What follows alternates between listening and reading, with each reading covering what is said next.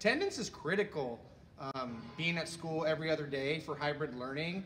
And so we want you here on day one for B Day, you guys that are L through Z, and then day two, A Day, A through K. And so those days when you're at home, we are referring to those as distance days. And so I know there's work that you need to be doing, studying for your classes and being prepared to return the next day. So there'll be some weeks where you're here 2 days, some weeks where you'll be here 3 days. But every day is important, and we want you to be here every day, showing up to school. When you're sick, we want you to stay home. And I think this will be a good schedule for you guys to get into some routines, and your attendance is very important. Mr. Hampton and I will talk a little bit about athletics and more detail with attendance in another video. I also wanted to take some time to talk about our rules and procedures. Being respectful gets you a long way in this building, and so I'm not going to take the time to go over all the handbook because that would just take too long, but we will make sure that we email you a copy of the handbook so you can refer to it. And the main things I want to say about the handbook is don't do anything dumb. You know, there's a discipline progression chart in there that talks about different things that are, you know, in different categories. You know, some things will get you in a lot of trouble, and other things, you know, may end up in a lunch detention or something like that. But we're excited to have you guys back in the building. Like I mentioned, if you're respectful to adults in the building, we can always work through problems, and we'll be okay.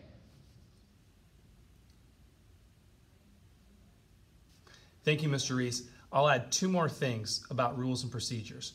First, for right now, during hybrid learning, we have a closed campus, which means that high school students can't leave the campus during lunch. In fact, you can't even go out to your cars at all. So once you come in and park in the morning, you are in the building the rest of the day until it's time to go home.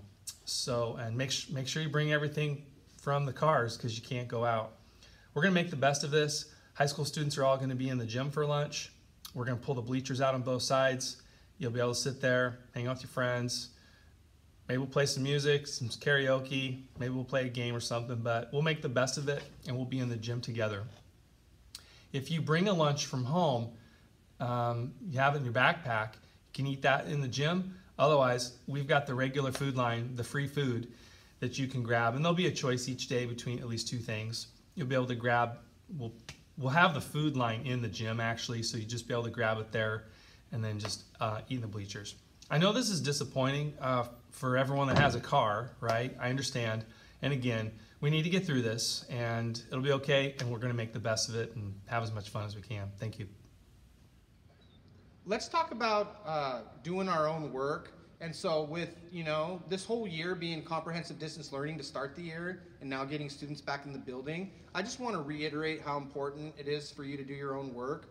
We know that you guys are working really hard and take pride in your schoolwork, but don't take any shortcuts. You know, your teachers want you to learn and do your own work, and so if there's any problems with that, they refer that to me and we just work through it. But don't send anyone any copies of your electronic work. That's a big no-no, because at that point you don't know what that student's going to do with that work. They may copy and paste it, but don't put yourself in that position where you did all the work and you're giving you know, a peer of yours a shortcut. We just want everyone to do their own work.